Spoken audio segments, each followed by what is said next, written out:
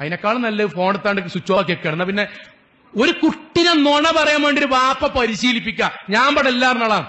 ആ വീട്ടിൽ എങ്ങനെ കുട്ടി ദീനിയാകും? ഞാൻ ഒന്നായിട്ട് ആക്ഷേപിക്കല്ല, ഞാൻ ചെറിയ ചെറിയ കാര്യങ്ങളാണ് പറഞ്ഞത്.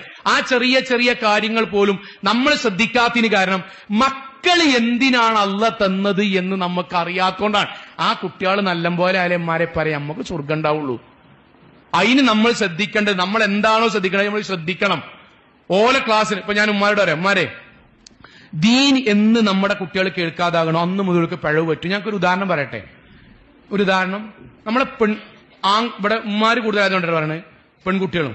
നമ്മളെ പെൺകുട്ടികളും ആൺകുട്ടികളും, അതിൽ വിശിഷ്യ പ്രായപൂർത്തിയായ പെൺകുട്ടികൾ, ഞാൻ ഒന്നുകൂടി അടിവരടാണ്, അതിൽ വിശിഷ്യ പ്രായപൂർത്തിയായ പെൺകുട്ടികൾ എത്തിപ്പെട്ടിരിക്കുന്ന സ്റ്റേജ് ഉമ്മാർക്കും ബാപ്പാർക്കും അറിയുമെന്ന് എനിക്കറിയില്ല കേട്ടോ. ഞാൻ പറയാം, ഉദാഹരണമായിട്ട് പറയാം.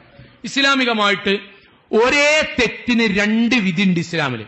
ഒരേ തെറ്റാണ് 2 വിധിയാണ്, 2 ശിക്ഷയാണ്. ഉദാഹരണമായിട്ട് പറയാം, ഞാനും എന്റെ അനിയനും